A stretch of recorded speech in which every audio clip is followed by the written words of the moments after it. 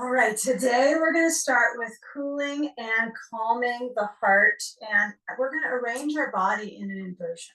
Okay, so I want you to have a wall space, a bolster, or a blanket folded about yay height.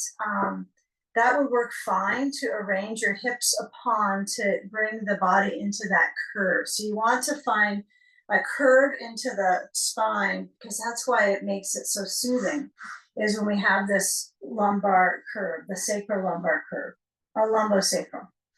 So what we're going to do is sit up on our bolster or blanket, and we're near a wall space. We're at a wall space. And I want you to angle your body so when you do roll on the sacrum to come up, you are rolling the sacrum a bit, that you reach away from the wall, and then you're going to roll on your sacrum to bring your legs up the wall.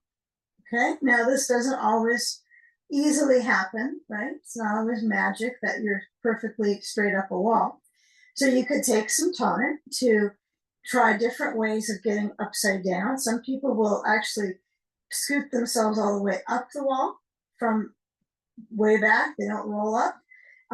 And so when you get the legs up, start to work your way towards creating that effect of the back bend. So the soothing effect from this pose, Viparita Karani, is to create the arch from the ribs, and then feeling how the abdomen becomes this kind of pool. We have two pools that we're going to be letting the body drain out the heat into, which is the belly and the throat. So I like a little blanket, tiny bit right at the occiput, so the shelf at the back of my skull and above. And then a sandbag might be of interest to you. If you're feeling fine without one and you don't want to interrupt the flow down the legs, you could just stay without your sand on your feet. But if you do add it on upon the feet, feel the feet as kind of a uni. This is like a uni leg. So I set it and then I extend it. So it goes right up to that reach where the thigh bones kind of nestle into the hip sockets. So feel as you start to nourish the heart, the lungs, the brain, simply by going upside down. Okay, let the arms open either to goalpost or a little bit lower. Okay, up to you. If it's later in the day where you're at, you might want to have the arms lower than the level of the heart, not pushing them back, so you can start to down-regulate a little bit more. If this pose can be either energizing or calming, it has both effects. So how you position the focus of your breathing will be an element in that beginning of the pose. So softening into the lower belly and simply receiving your breath. You can have an eye pillow on. You can feel the structuring of the bones in the position.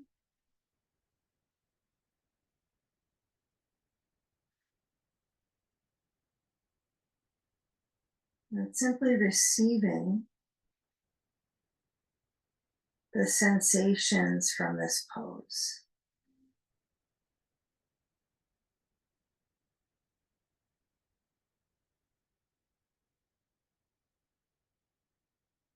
So as you breathe in, that is one element of awareness, but also kind of that trickling effect of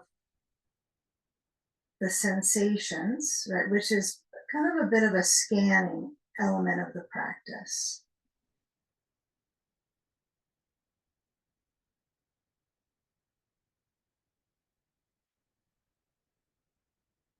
A sensation safari. Eric used to call it that. He was a student in class.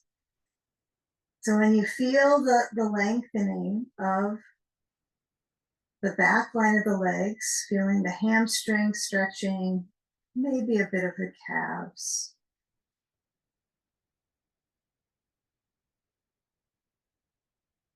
Now, if the back is feeling a little achy, I recommend purposely rolling the shoulders back, even though they can only go to the floor. But feeling where the ribs span out, that elasticity in the breathing muscles spanning wide.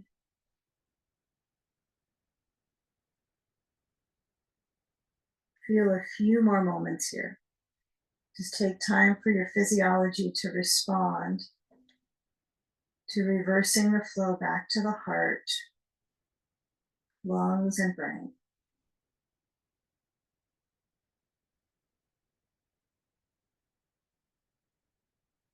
It's a great pose to restore depleted energy, rebuild your energy reserves when you do a lot, right? This is the season of doing, for giving back. We'll take a couple other poses upside down as well. So as we shift the sand, we're going to keep the legs up, upside down. So shift the feet off of the wall from touching, and as you bend the knees, kind of feel the assorting motion in the lower back, the back of the rib cage, bending your knees. Take the sand off. Of course, you can do that faster than I do. And you might bring the feet a little bit out, so stretch the legs outwards to more of a V shape, which I like to call this leg float in general. And we are going to do brain float and some integration with that using a wall today. So I want you just to feel that flow down through the legs. This is where you can feel the feet really cool off, especially because they're not being stepped on. Okay, so feeling where the back of the pelvis is arching. If you decide you want to get rid of your bolster for this little segment, that's perfectly fine. You could push your feet into the wall, lift your hips up, and slide the bolster out. That might feel helpful. And you might just take a little bit more time with the bolster. Okay, now feet come together, soles of the feet, and as your knees point out into cobbler's pose, then we can feel the footing touching. It might feel different than when you are sitting in cobbler's pose, like sitting upright. This really targets that leg pit circulation. So hands to the knee spots. You can kind of feel the inner knee spots. And then just pressing towards the wall. Okay, now feeling if your neck is kind of challenged here, you might have to move your blanket away, or just feeling where you tip the chin up. You find that location in the center of the brain. Yeah, this might be one where you get rid of your blanket so you can get the chin to tip up. But feeling that there's that natural curves in the back is the next experience. So take a few more moments pushing. Of course, you don't have to use your hands to press. You could have your hands resting on your ribs or out to the sides, and feeling gravity assist you, changing the circulation in the leg pits. This is such a good one for our lymphatic system, which is our body's cleanup crew. The inner leg, a lot of lymph nodes, a whole lot of them in the upper inner leg here in the groins. So heat them up, burn them up, get things flowing. And then as you bring the knees to point back in towards each other, start to make your way back off the bolster. So I'm going to push my blanket kind of far back, get rid of it back there, and then rock back. I sometimes get a little good feeling in my back there. And then still feel that you've got the bolster, because some of you might want to keep the bolster under your feet for the bridge flow. I don't know how our levels of interest today are in deepening this one. So if you feel like you need the bolster, you could scoot back as far as you need, with or without the blanket under your head. I'm going to recommend not, just because of that, the tech neck we all have, right, the rounded, that curve. So try to work on supporting the angle of the upper spine. So my feet can be on the bolster. I can lift the hips up, stretch the arms overhead into bridge, okay? Or your feet could be up at the wall. And then lift your hips up stretch your arms back over. And now if you're going to stay with the wall use for your feet, take a little time to kind of go through the little places in the back that are just maybe kind of stuck and stagnant. So you might go slower to lift the hips up and maybe even stop in a segment of the vertebral column and just kind of stay, breathe, and go up. So if you're not using a bolster, just push it over to the side. You won't need it. If you're not using it, then you want to put it off to the side. You'll find out why. Okay, it's for later. But if you use the bolster on your feet, you leave it. Okay, and you use it, actually have your feet on it. Okay, so up, and then as you lower back down, feeling those segments in the back. It's kind of nice to use a wall because you can get higher on the back. You can get up to the shoulders even. And it's not required that you use your movement of your arms, but it does make it interesting how you get that little bit of pressure in the blades. It's the blade roll down, okay? All right, make sure the knees are comfy. So if your knees are like not liking this, maybe you put your feet up at the wall so there's less pressure on the knee joint. Maybe you walk them up and go up and down into bridge flow. Yes, you could have a ball, center of the knees or a block. We've done that before. I'm just trying to keep it kind of basic as long as you have your feet pushing into something so the knees don't splay out. Okay, now next time you lower down, feel all the little parts that stretch between the column as they lower down. Lower belly is a little bit more flexible here to lengthen. Tailbone presses down. Get a block, okay? And now, when we lift the hips up, we're going to insert a block at the tailbone, and I'm going to put the block across, okay? So it's just across, horizontal. And if you like to have a little bit deeper of a back bend, which actually kind of feels nice in the psoas and the hip flexors, you could put the block at the highest setting, which surprisingly works out for me, right, on this one. You'll find out. Now you can try it. Now if you're like, well, that's kind of pokey in my tailbone, use 2 blocks. You can stack 2 on top, right, low setting of the block 2, stack them up, and then you can come into a little higher lift. Now here's what's going to happen here. Take away the blanket under your head. We don't want to create more tech neck, okay? I'm going to roll the shoulders under and then walk my feet down the wall.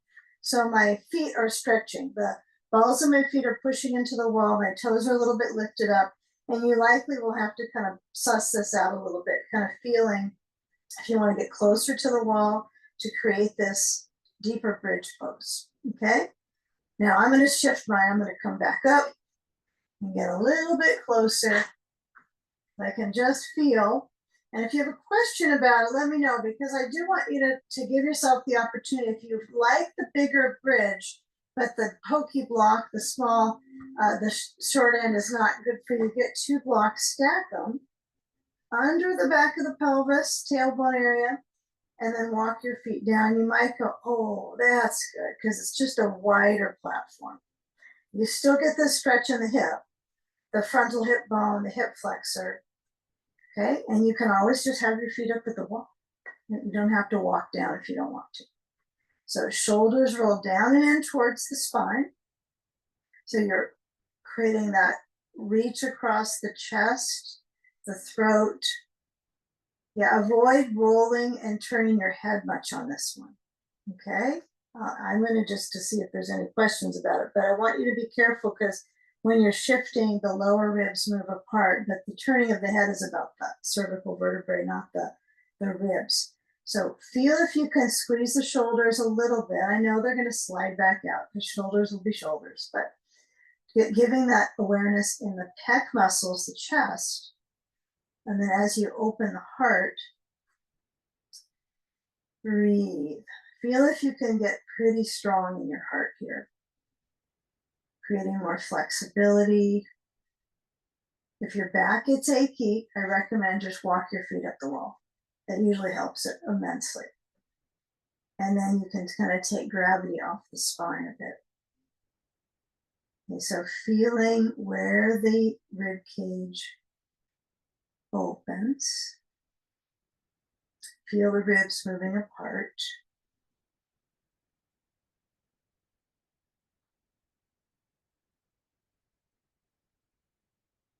Breathing.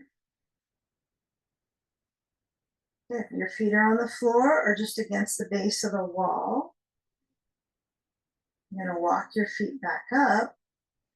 You're going to push directly into the wall. Kind of find the element of pressure into your bones, right? Where there's that force. So when you push into your feet, you're going to just lift up the pelvis. I don't want you to do a big tail tucking, okay? Just lift the pelvis so your glutes feel pretty warmed up here. And then you're going to slide the block or blocks away. And then if you have a ball, right, a therapy ball, that goes there, that goes to the tailbone. And you're going to just lower right down on it. Okay. And then move your hips side to side. So your feet could be at the wall, they could be on the floor if you don't like to have your feet up the wall. Or if you had the bolster under your feet, you can come back to that.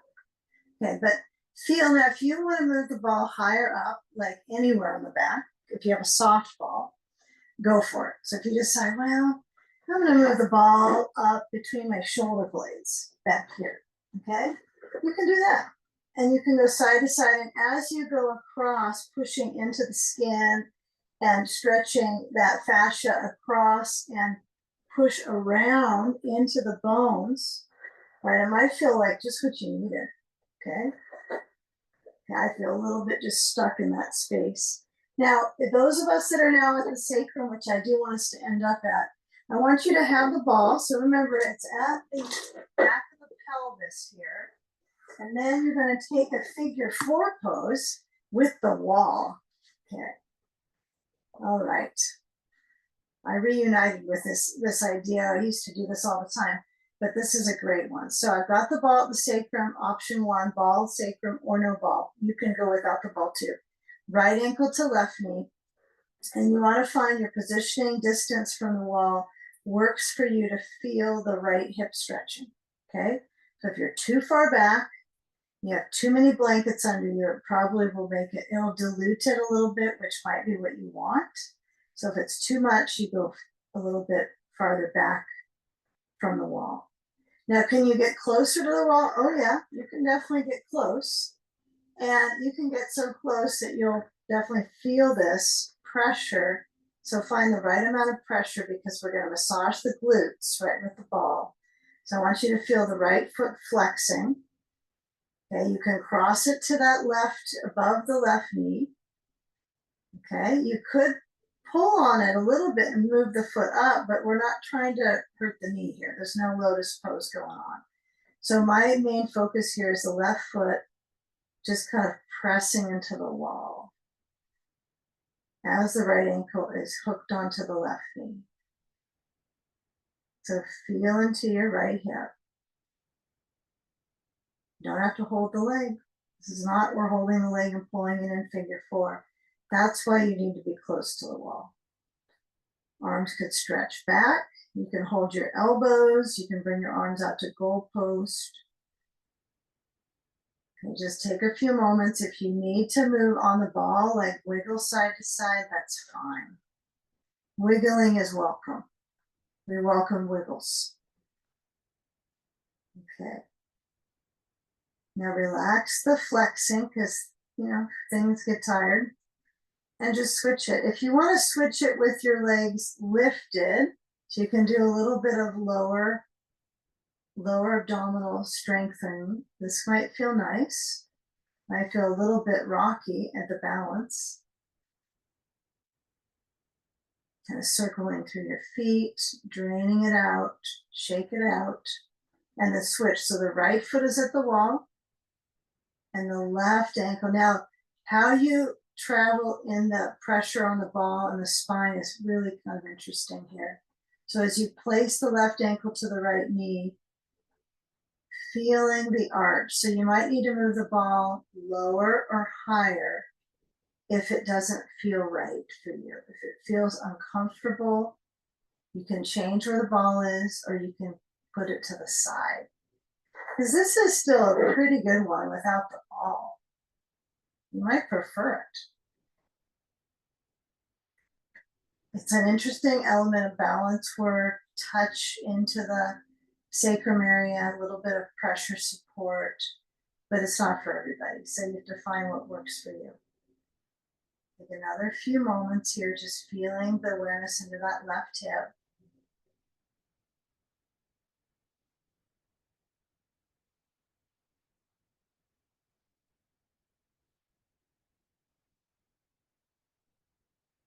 And now as we uncross, or you stay crossed, you can stay crossed too. Just lift up the hips, move the ball to the left rear, and start to roll out that left glute. And you can have your feet at the wall, up the wall. I kind of like changing it up. So it's like, well, just move it a little different. Have the wall there for supporting my feet. Of course, I can have the feet on the floor and do the rolling as well. Or I could stay in figure 4, but it's just interesting to shift how gravity is with your spine and the pressure systems and the whole body when you're upright. So when you're upside down, it's going to shift circulation in the face. The skin cells of the face get a little more radiant, right, with the blood flow. So just feeling now that we have blood flow in the glute, right, you're pushing into it, directing the fluids into that left glute. So when I'm rolling, I have the ball to my left glute, kind of medius area here. If you have a smaller ball than this, right, see if it can be kind of on the border of the hip, right, not too close into the center of the sacrum, because we're now on the side band of our glute. Okay. Now change to the other side. If you decide you want to try it without the feet at the wall, you just slide back, because we're going to do that anyway. So it's worth trying both, since we just never do this with the feet at the wall. It puts more weight into the ball. More of you, right, is getting pushed into the ball. So you're going to get a little better kind of turnover in the tissue. So having your feet up when you're rolling, if you can, for the glutes.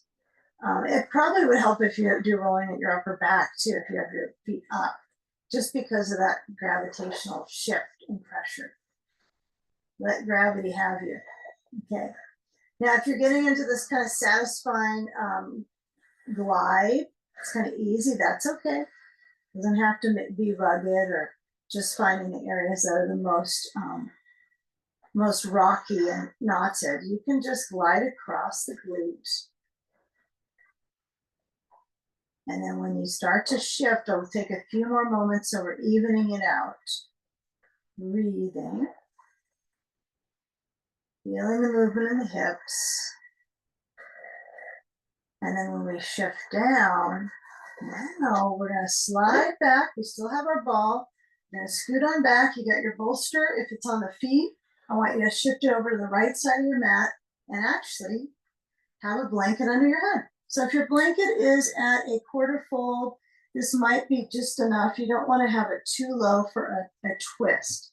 You know, kind of think if you were sitting up in a twist, you want to complement all the different segments of the vertebral column. So this upper part, we want it to feel its curve and support. Some of us don't use a blanket on this, I realize that. So my bolster's on the right side of my mat. And I'm going to take a crossover. So my feet about hips distance, push, move my hips to the left, just kind of shift them over. Right knee relaxes down, bending, and left leg swings over to the bolster. Okay. So ball can go to the tailbone area. Sometimes the ball seems like it's not as useful as other times. So you can be with or without. But feel like you're kind of turning on the hip a bit.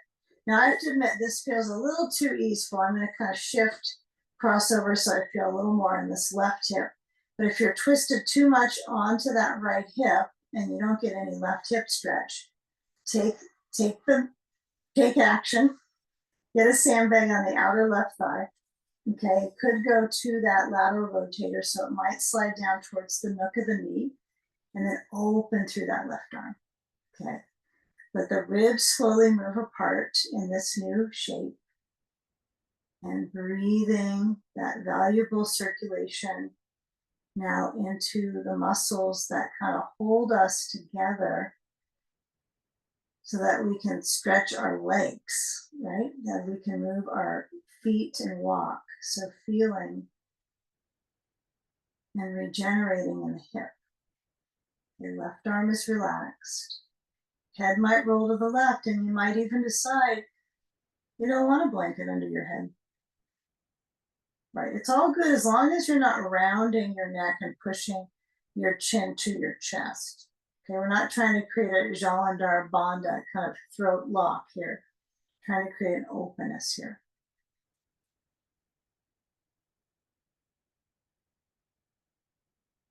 Breathing,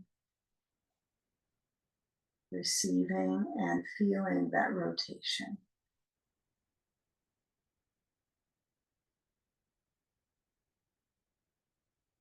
Take a few more moments.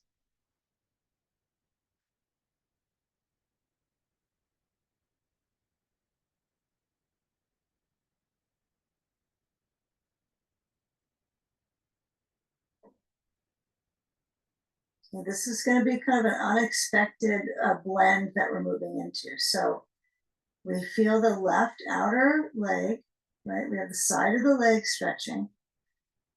So what we're going to work our way towards is brain float from here. So we're going to do one side at a time, all the different segments, to kind of work our way through it on this left side. So we got the side of the left leg working here. And then in a moment, we're going to work the back line of the left leg. So you don't really need a blanket. If you're going to use the belt under your head, I suppose it's going to hold it, right? I guess I like to set it up with a blanket under my head, but I guess it really doesn't make that much sense, huh? It's kind of fun as you go along in life with these poses. Maybe I don't need it. But the sand is going to be helpful that we cruise from the side of the leg with the sand, and then we place the sand on the top of the leg. Okay? So kind of feel and kind of cement this one in. I got the side of my leg stretching. I'm going to move the ball away from my tailbone area. And then the right knee needs to stay bending. So when I come on back through center, I'm going to stretch my left foot down to the wall. Sand's going to be on the top of the left thigh. Okay.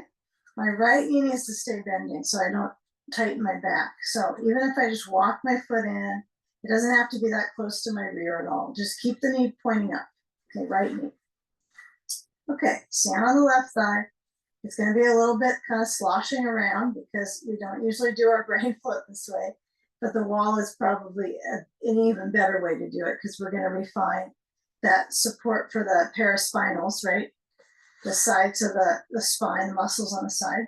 So push into your foot, your left foot. We're still on left leg. We're going to take a belt. We're going to have it all connected in a big loop. Loop it up, and here we go. And we're off. So belt under the right foot. If it's kind of tricky with your left leg straight down, you can move your sand and then take your time to get the belt on your foot. And then as you go into the brain float, belt reaches to the back of your head. Yeah, you might be surprised at using the wall, how simple this one can feel, right? Because you're refining the leg positioning. It's very clear, distinct left foot at the wall.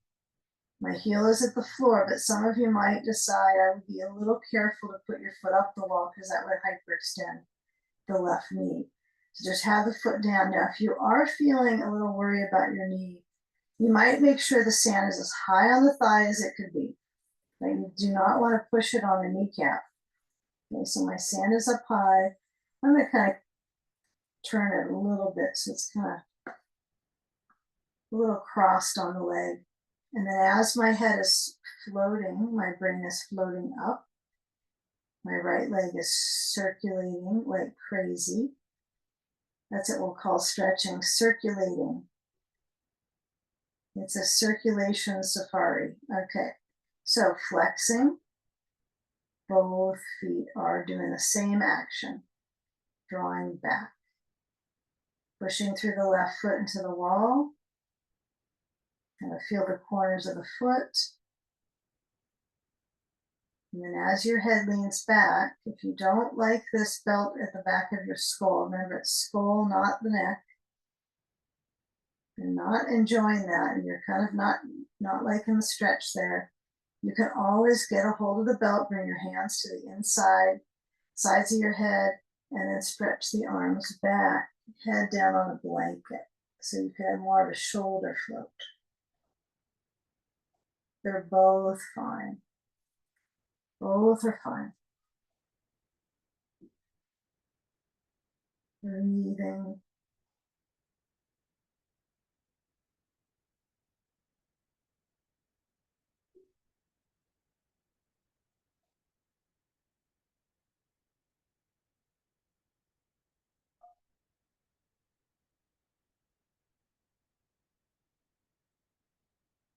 Let's take a few more moments here. You might even decide to stay longer if the brain gets in kind of a trance of calm, being held firmly with the belt.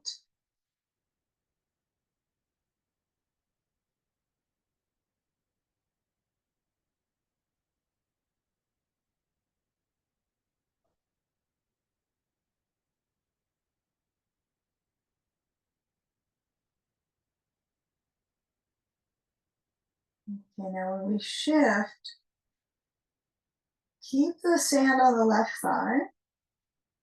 Reach for your belt. And as you hold it, you're going to slide it off the back of your head and let your head relax back on a blanket or the floor. Okay? Relax it down. So now as I hold on with both hands to the right leg, feel where the circulation kind of spreads, right? If I pull and I walk my hands up, this is as far as they're going to go right now. I'm going to try to lead my leg back as if I'm leading it to that right side of the rib cage. Okay, and it's just not going there. This is it. This is the range. Home on the range. Okay, so as you're extending in the calf, bend the knee, really bend your knee. Flex, flex, flex. All right, let's take a transition moment here. So hold onto the belt with the right hand, slide the sand off the left thigh. Okay. And then as you bring both feet up into the belt, we're just going to push the feet out wide. Okay, so I've got a leg float. We did this at the wall, but really it didn't work at the wall because it's hard to get the belt at the wall and feel that distribution of energy in the legs, but feeling that reverse flow to the kind of the sides of the sacrum, this kind of highlights those bones in a really nice way because you can't really affect, right, all the areas, but you can definitely feel what's touching down. And then the element of the breath in that lower belly. Perfect. Okay, bend your knees like a happy baby pose, grab a hold of the belt and pull the belt to your heart and bring the feet together. Walk your hands up, slide the belt off your feet, bring your feet down to the floor. You can have the feet in hips distance, knees shift side to side, windshield wiper. I think that's a good positioning and then movement modality between the sides. I don't recommend you squeeze your knees into your chest yet. I know that's tempting, but we don't want to shock the sacrum. We haven't done our second twist. So it's going to be knee side to side. Of course, you can do what you want to do, but that's the idea here. And then we're going to take this bolster and move it to the left side of our mat. Okay, now check it in to the hips, check into the hips, feel the tailbone. You can push into your feet, move your hips a little to the right, or maybe you don't like that version. And then left leg relaxes, right leg swings over to the left, to the bolster. Okay, so the ribs, you want them to spread apart on this one. You know, so that lower left side is going to feel like it's trying to draw out. The upper is going to have more option for that because it's open to the ceiling. It's more vulnerable. Okay, what's on the floor is not as vulnerable as what's opposed to the floor. So take a sandbag on the outer right hip. Yeah, you could use your ball at the tailbone. Yeah, I tend to use that. I feel like it's some sort of an anchor. Just feels like it's anchoring the pelvis, the basin, and then the arms open. Simple, simple. And let your head roll to the right. Blanket or not under your head, up to you. Okay, now feeling where the right rib cage is rotating. What can you do with your breathing movements to kind of illuminate the shape of improving circulation, right? How can you improve circulation with the breath's movement? Expanding and relaxing.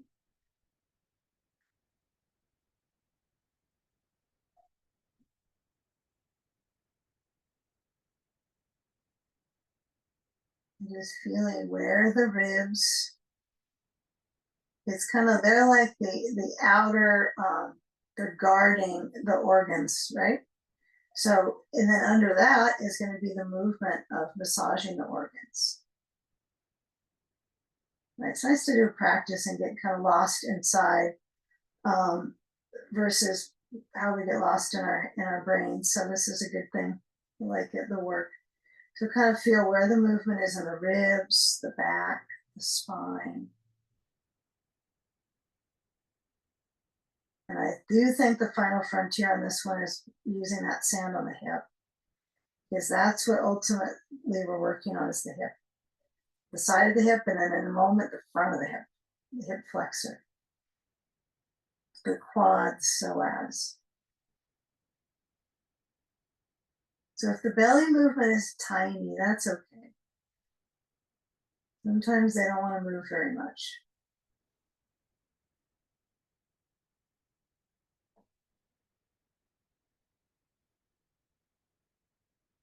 With a few more moments here. If you need to move into brain float now, it's all up to you. Okay?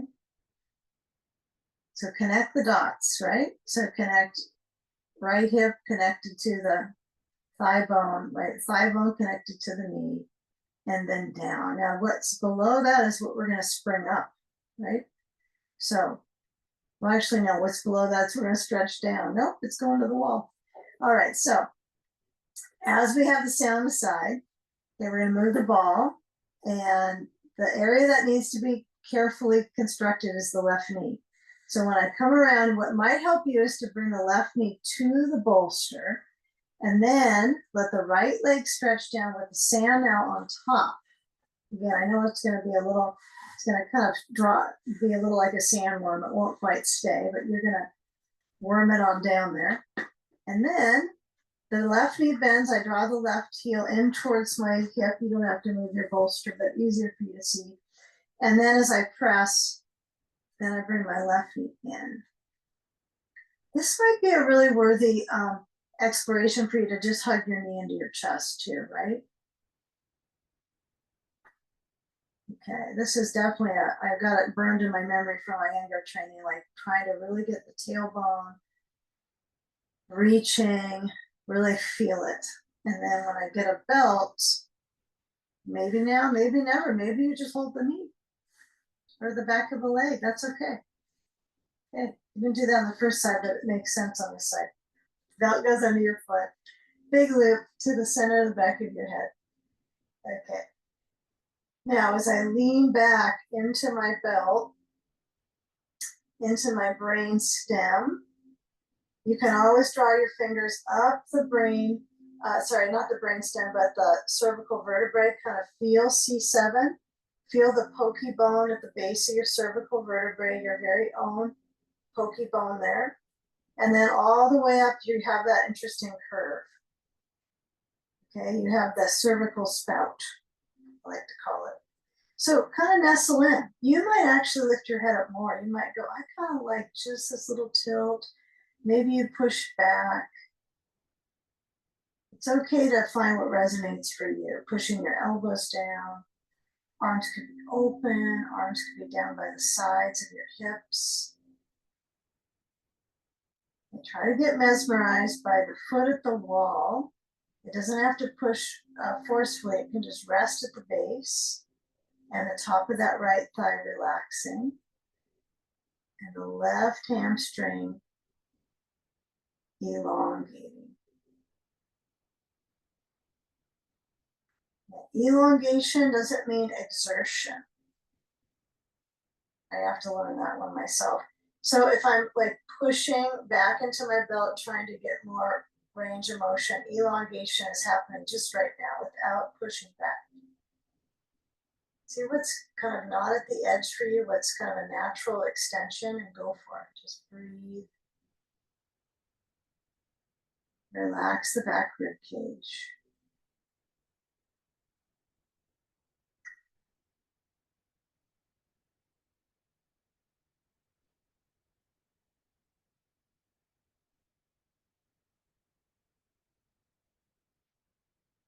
Okay, now if you've got the belt to the back of your head and you decide you want to take a break from that, you can get a hold of the belt on the sides of your head and then stretch back into that prayer position with the hands so the belt's between the webbing and the thumb, okay, the thenar web space. But you could also keep it behind your head the last few moments. You can take a little excursion.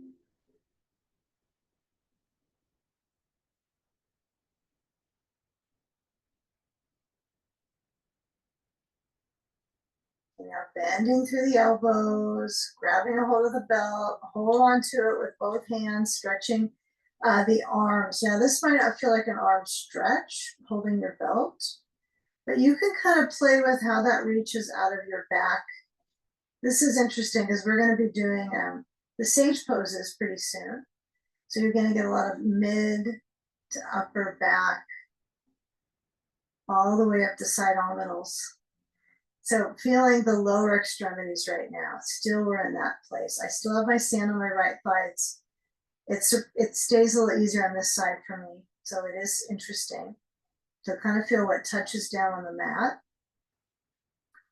I know if you could put like a spine print, you know, have your footprint, you can kind of see the soles of your shoes, what you wear more. So this would be interesting too. But as you're holding, still working with that inversion, legs up, breathing, receiving the sensation. Take the last few moments here.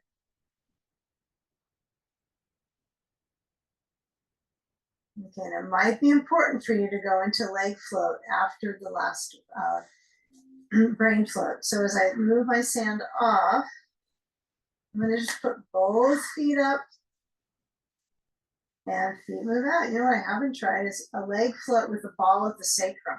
I don't know how I would do that, but it does sound kind of interesting, doesn't it? For balance. So my feet are out wide. I'm just moving so you can see the feet are out wide.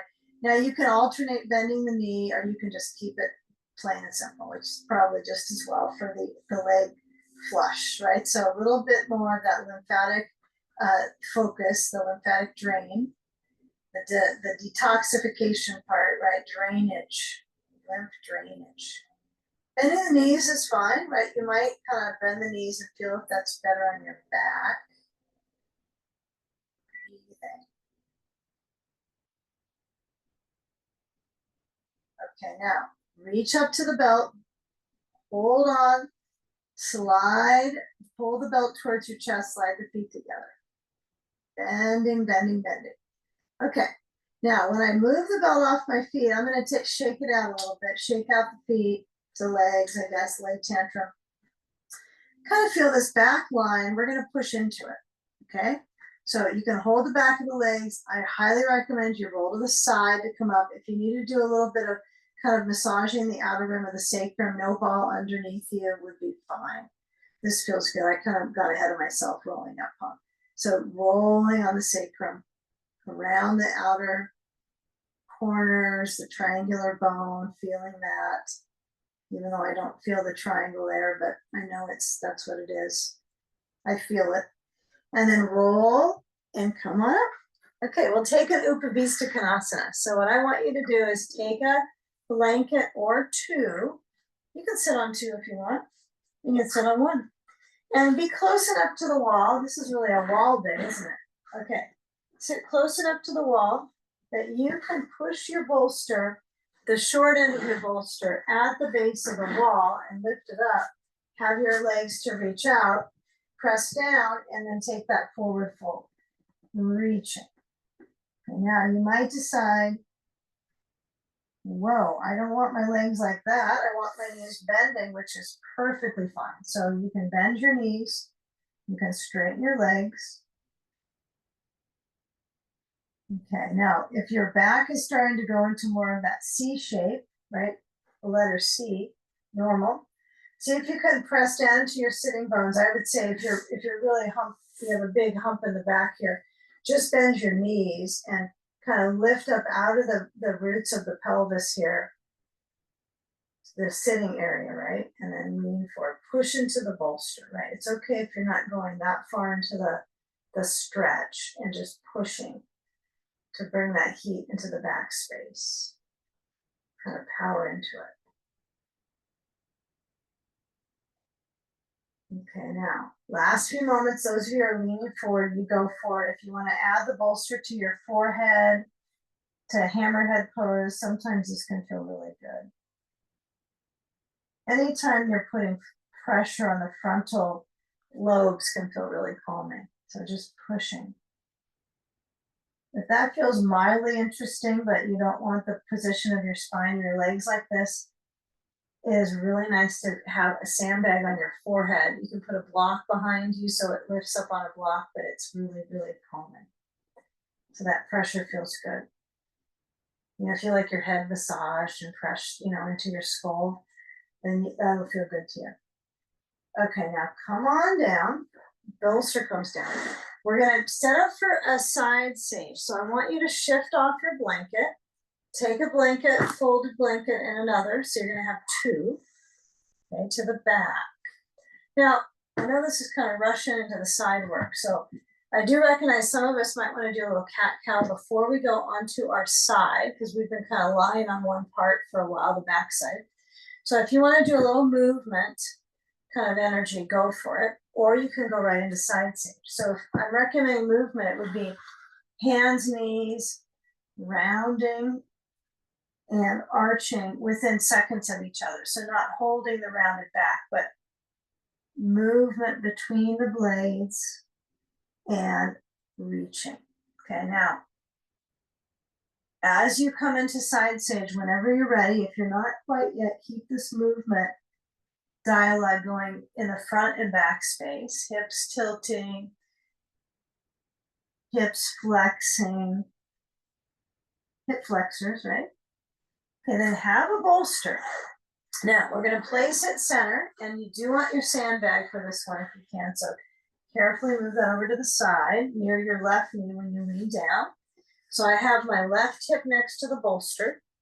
My ball, for some of us, is under the right knee, and a block goes on the other side of the blankets at the highest setting. Gonna be great. Okay, so lean into this left side. Grab your sandbag, place it on that outer right hip. I just say go across it, because moments ago we had that side, that simple revolve core hip crossover, and the sand was kind of near here. So now it's going to feel like a different grounding force for your hip to stretch out your side. The right hand reaches overhead to the block. Okay, now be sure that left arm is in the gap between the bolster and the blankets. Breathing.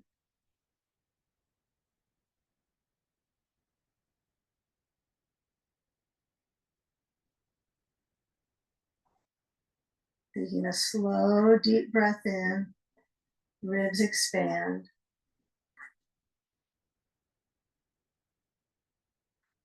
And relax on the out breath.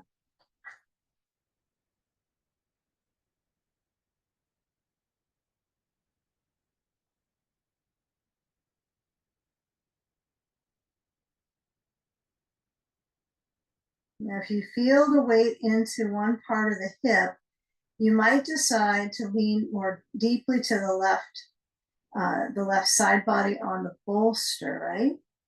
You might decide to roll a little bit back, which is kind of what I like to work with, is so that has a little link into the spine, kind of the dynamic of breathing slow, extending.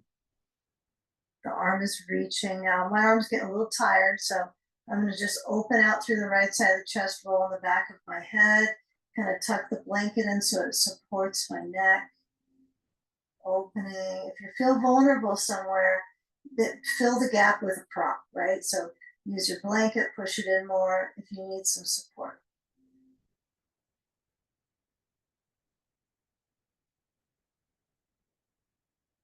And then just slowly feeling that reach with the right arm.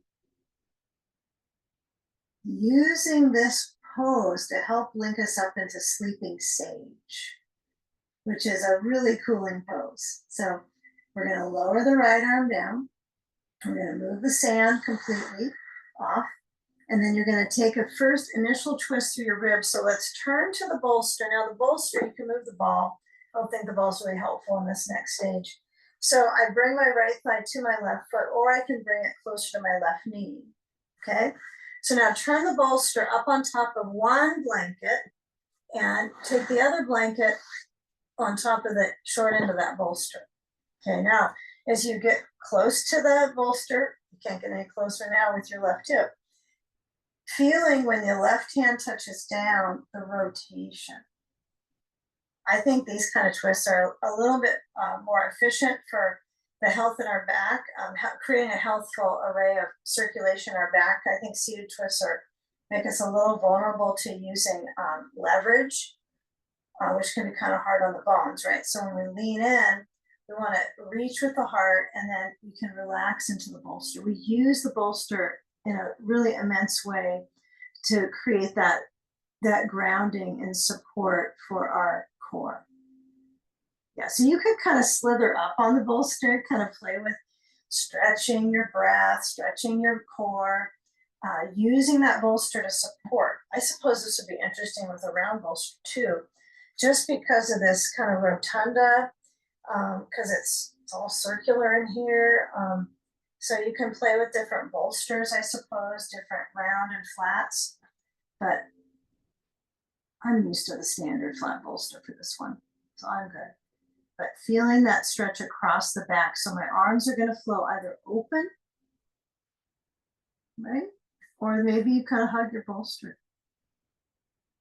You know, feeling how the breath weaves with the movements in the pose, right? Even though it looks pretty still, there's a dynamic going on in my back space, my rib space.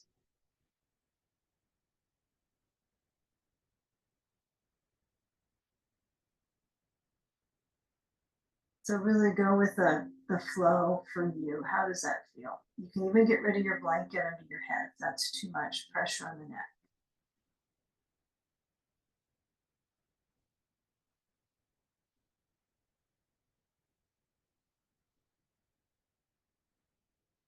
Now relaxing the heart. I imagine since we started with legs up, this heartbeat, this part in the aorta is a little bit lighter in this for this.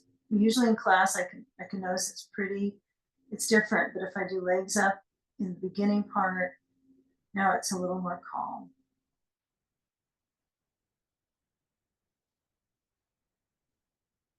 Let's take just 2 more breaths here. Only 2 more. Slow, deep. Really let the exhale relax your inside.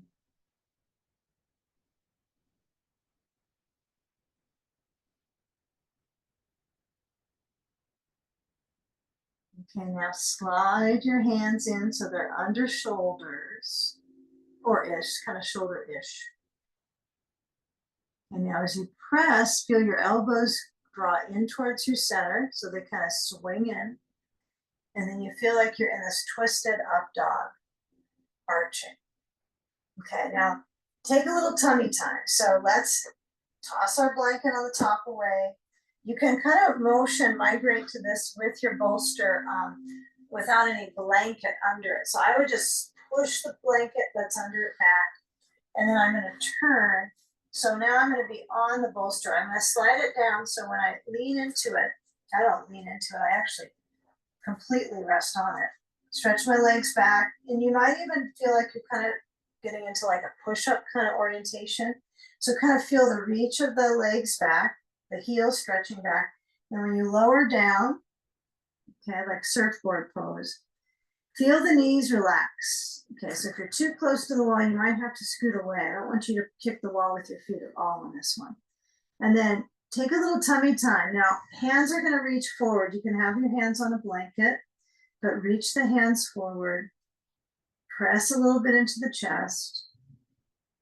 Knees are apart.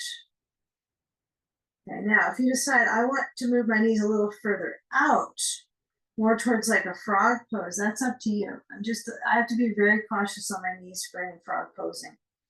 It doesn't work for my knees, but some people might lean back and bring the knees really far out. Like, you know, when you bring the soles of your feet together, frog pose, you can do that. It might feel, actually feels pretty much okay on my knees this way. I haven't done it in a long time. But reach the arms forward. It was a request. So we've got to add our requests. Okay. Now, if you're doing frog pose and you're going to be relaxing into a little bit, you probably have your blanket in a fold so it's as high as your bolster for your forehead to be on. Okay, so that means my knees are out.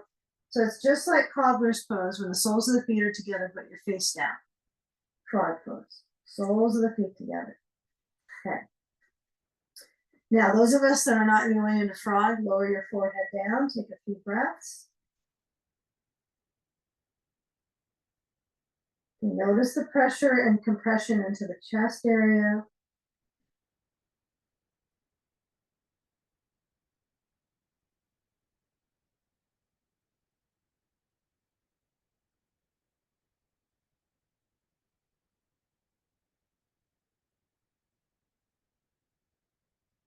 Okay, now lifting up your head. This is key. So legs straight back for you froggers. Legs straight back. Okay, slide your hands back under shoulders, lifting up into up dog. Abdominal workout, especially the posterior core here. So feeling that flush in the lats, lat flushing. Okay, and come back to table. Maybe take a down dog. Who knows? Maybe you'll feel okay. Lift the knees up, stretch out through the backs of the legs, alternate bending your knees. Maybe that's the last thing in the world you want to do is push all that energy into your hands. So if it is, use it. It might feel kind of interesting. Okay, and if not, you might be on hands, knees, and in cat pose. Chin to chest. And then cow pose. Okay. All right, let's go to side sage on side 2. So we're going to turn our bolster across. Again, you can use your round bolster if you have one. If you didn't use it on the first side, oh, you could go for it. I don't know if it'll be that big of a change, but it might feel interesting to change it up. Okay, so I got a block on the other side of my blankets, and then I'm going to lean down to my right hip. So just switch sides. Simple, simple. Okay. But if your left knee is just a-okay, no feeling of any issue in the tissue, you don't feel like you need a ball, don't use it. But even if I don't feel issue in my tissue, when I put the ball under my knee, I just kind of like that support. For whatever reason, I like it. So when I lean into this right side, I'm going to take my sand on the outer left hip. And then as I reach overhead, I let that left arm extend. Now there's different elements of movement of an arm, right? So, I mean, sometimes you walk around just like, these are my arms, these are my legs. But kind of feel when you got a bolster under your ribs, and then you have this freedom in the other arm that's above of either moving it outwards, elbow open to stretch the chest. You can stretch it straight back, which does seem to appear to be the pose, but you know, it's really up to you. Like if you have little stuff that's bugging you in your back, or you know, the practice is, you're in practice, right? It's not a performance at all. So explore within maybe the idea of being on your side. Okay, so you can work on the reaching, you can work on the breathing in the rib spaces, letting the ribs move apart, feeling them come back together with the arms movements as well. So left hand can reach overhead to a block. Sometimes that feels good just to settle it on the block and just sense the circulation into that right hip. Breathing.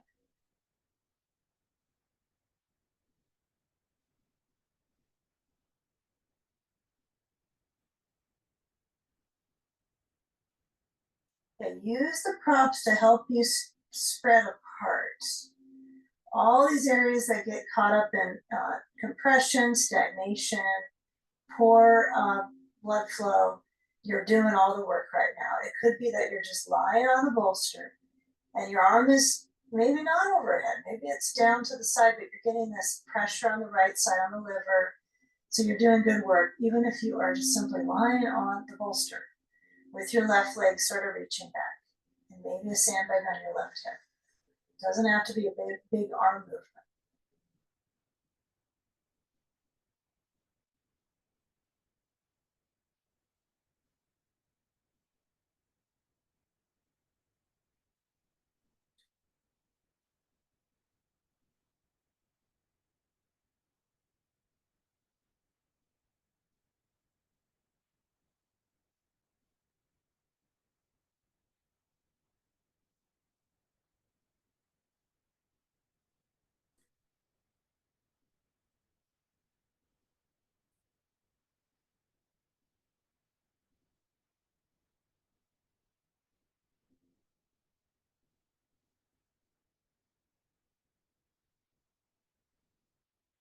Now with that feel of the left thigh stretching back, and then feeling and scanning where the hip is pressing down, where the left side is extending.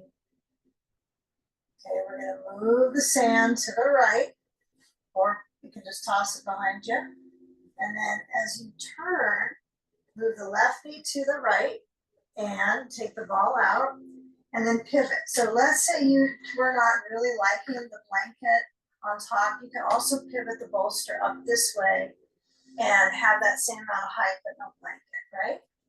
Okay, we got a cat coming out here. There it is. All right. He likes to hang out in the hot closet under hanging clothes. He just can't be warm enough. Okay, so take a turn.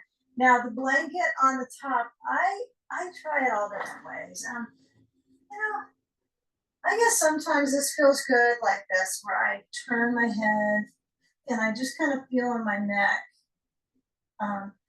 Feel if you have if it's a massive amount of tone or tightness, try it with the blanket and just see if that changes, right? So you can relax your head, just kind of feel it's a little softer when with my blanket, I guess, even though I think, well, maybe I'll go without, but it is kind of softer with the blanket. So use that support, let your head turn and breathe.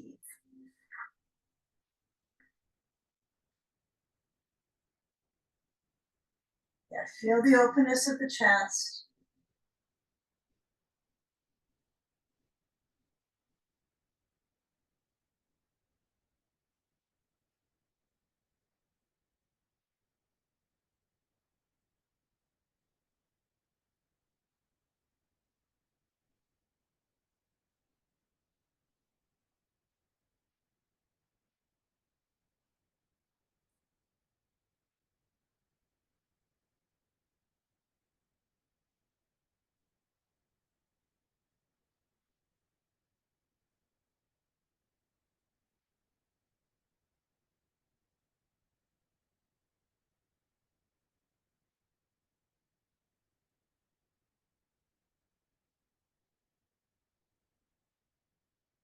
Now noticing where the weight is on that right hip, where there's literally the direct pressure into the hip itself, pressing, and then above the hip, you can feel that rotation. Take a few more breaths here.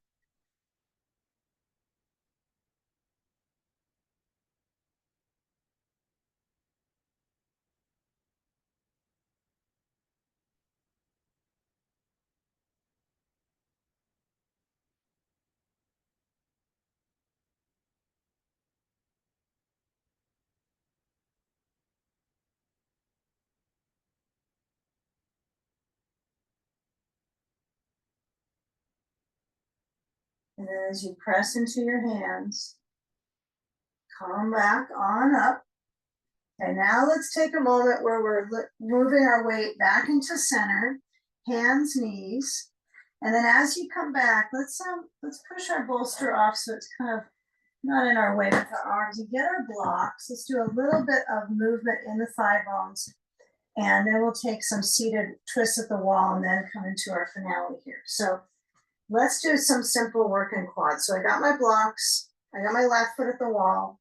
I'm going to step my right foot forward, but I'm not going to keep my left knee on the ground. So I take my blocks up at the highest setting. This is really important here. My foot touches, so I've come from a twist here. So now I'm going to work on just that layer of connection. My left knee up, my left heel pushing into the wall. So my heel is a little bit up. Now it's not wrong if you lower your heel down at the, so it's just tilted up a little bit, but you might find it interesting for the connection into the front of that left knee behind you. If your heel's a little bit up, kind of the tone in the legs, kind of interesting. So, give it a try. If you have like zero energy to bring your arms up, that's okay. You could bring a hand to a hip and another hand to another hip. You only got two of them. And then maybe see if you can get the core to just come up to the lunge. I can feel kind of successful, like, I'm a lunging, and my foot is a little wiggly. My right foot is not too sturdy. It's not completely still, but it's alive anyway. It's living. It's not going to be just kind of a dead foot. So feeling where that arch is now, feel the back knee bend a little bit, like you're really pushing into the wall. Use the wall. I like this sometimes to try to reach back or pretend I could touch the wall here, kind of feeling where the support is in my hips now. If I tend to overarch the back, it's not too great, right? So I want to move my tailbone under, stretch the left psoas. And then just come back on down to the blocks. Blocks, here we go. So use them. See how much you could put weight in the blocks. Like, these are nice to have. So I keep that sturdy focus on my hands on the blocks, and then I push off the ball of the back foot, the left foot, spring into it, bring the left foot to the right, feet about hips distance, and then stretch your arms forward. Keep your hips reaching back so you feel that arch through the lower back. Inhale, chair pose. Exhale, elbows out to the sides, wide towards the ribs. Squeeze the elbows to the side. Okay, and then reach your arms forward to the sides of your head, and then lower your hands down to your blocks. Step the right foot back.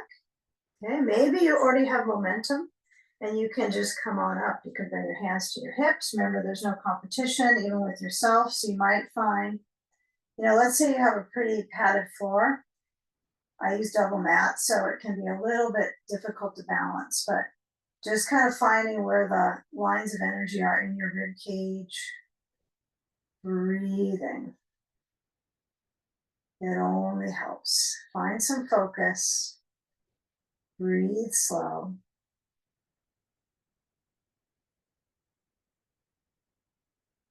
Okay, now as we maybe bring the arms to lift up, it might even be helpful. We're going to lean forward. This time we're not stepping forward. We're just going to come down onto our blocks, both hands.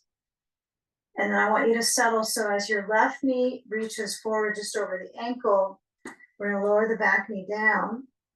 And then slide the left knee back and take your bolster. And I want you to position it so it's close to the wall, close-ish. It's got to be close-ish, not right near it. But I want you to place the bolster so that when you sit away from the wall on your bolster, we're going to have our wall for just a brief little seated twist duo here. So my feet are together, soles of the feet. I got a wall that I can touch to. I don't want it too close, but I want to be able to reach my hand back to it. That's the key here. So soles of the feet together, spine in its natural curve, sitting on the bolster, the flat standard bolster. And then I want you to lean forward and reach down to your calves. Maybe your thumbs are squeezing your calves. Maybe you're reaching to your ankle bones. But kind of feel that perspective of the tilt from the lower back through the mid spine. You know, kind of feel the vine of the spine weaving into the back of the pelvis, into this basin. Okay, you're sand free, you're block free. Maybe if you need blocks under the knees, no big deal, use them. Okay, now with that tilt, you can kind of feel, now you have this little bowl here, you're kind of rocking in the pelvic bowl. You're gonna let the left leg, let's do the real deal here. Not that this is not the real deal, but take the left leg, so you're gonna hug the left foot towards the bolster. I'm gonna put a block under my left knee, so I'm super careful on my knee. You can use a ball, it's a little bit more cushy. Place your right foot on a block, so you can keep this inner lift. And then turn to the right, bring your right hand back to the wall, and turn your hand so you have a shoulder clock, arm clock we call it, shoulder clock. Turn the hand to the right, your hand, not the hand. And then left hand touches that right knee, so it embraces around the curve of the knee. And you want to keep this whole knee position so they're both pointing out. You're not trying to pull them to the wall. And then feel the mid body get that really ripening twist here. Again, if the left leg doesn't like a block, you can put a ball under it. It's a little bit hard, isn't it? You can change it out for a blanket or a ball. And you're already in it. We're doing these final spinals here. Okay, now what happens if the shoulder is like, then you don't go as far back, you turn your fingers up, but stretching through the arm, the wrist, all these things are nice to do. Take another deep breath, filter through the nose. Ribs expand outwards. And then just switch sides. Okay, so left foot on the block, right knee points out, block. I'm using a ball under my knee. That's much more comfy. Okay, so feel the bowl of the pelvis. You don't have to feel it, but you can feel where it's supporting you, opening. And then when you turn to the left, right hand to the left knee or above or below, and then left hand back to the wall. Keep it simple. Yep. Yeah, and you might finally, towards the end of class, go, oh, I felt a little release. Sometimes it'll happen in the spine. Sometimes by deeper breath, bigger breath focus, rotation, expanding at the rib cage.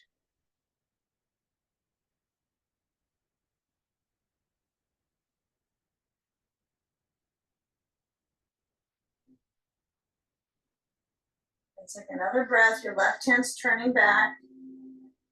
Get as much inner rotation before we go into our last pose. So kind of feel that motion in the thoracic, right? The mid back.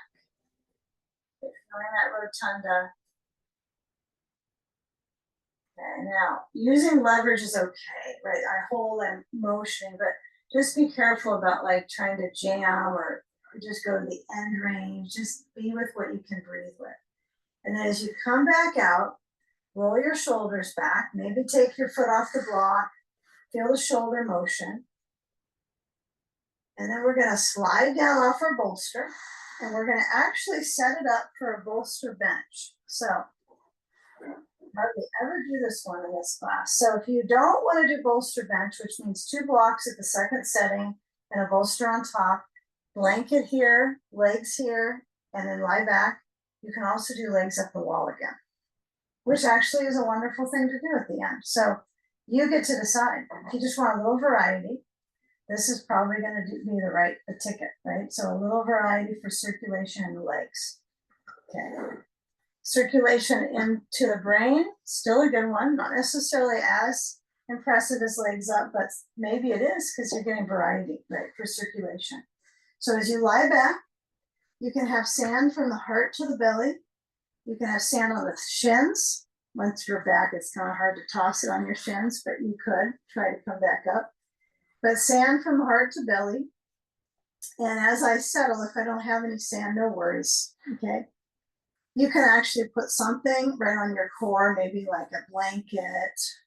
If you have an eye pillow, you just happen to have one with you, or a towel, or a sock, something to make a curtain of darkness over your eyes, especially with this time of year, so much light, right? Taking a little bit of that, curtain over what you see out of, just letting the eyes relax back into the brain. Living with the seasons, right? It's a change. So when your arms are open and your shoulders surprisingly just rest back, right? They've all this time, they can go back to where they belong. And feeling as you receive your breath, it could be the core is pretty much relaxing the whole time. Or if you use a little bit of that weight training of the weight on the core and the in breath, feel the resistance.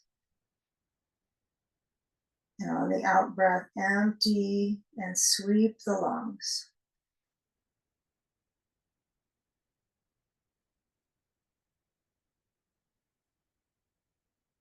Feeling the breath sweep the lungs.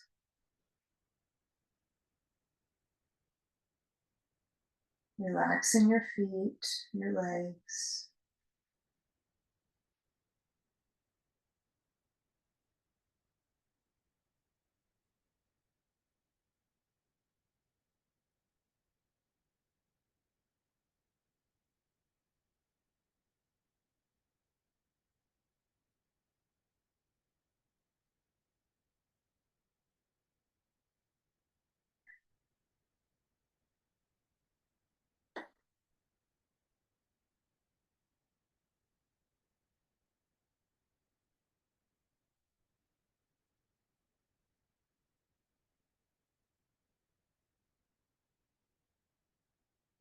Let the feet be still before they get movement or pressure into the soles. Maybe you feel if you purposely relax them, the knees relax. What is it like to relax your knees? They're kind of in the middle of it all.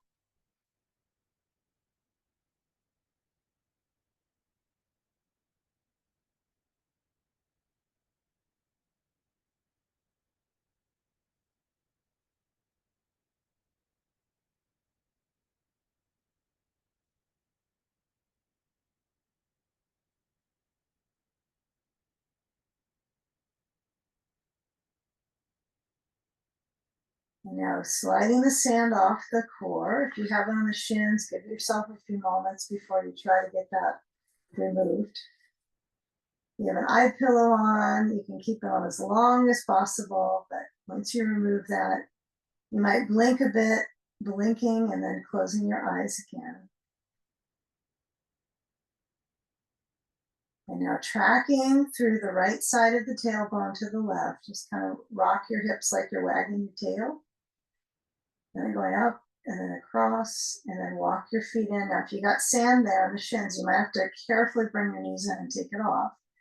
But otherwise, let the hinge go to the hips and then draw a leg at a time in towards your rib cage and hug them in without pushing on the kneecaps. Just let the knees stay with that steady relaxation apart and rocking on one side of the muscles of the back and then the other side. So feel as you touch into the sides of the spine, those side muscles of the spine, feeling that deep touch. It's kind of the rare time you can do deep touch in the back muscles, is reclining crossovers. Okay, and then just roll to the side. Let your arms support you, one hand at a time, and then you might feel them both pushing you to come up and take a seat, finding a cross-legged position. Or if you don't prefer that, you can sit in a chair or in your bolster and then just roll the shoulders back. Let your head tilt to one side, holding the knees or letting your hands relax, palms open, and to the other side. And just be curious here about a chin up, a throat open, and then bring your hands up to join, feeling that centerness in the throat, letting your chin draw down towards your hands and receiving your breath together. Inhale. And as we exhale, bowing into the peace.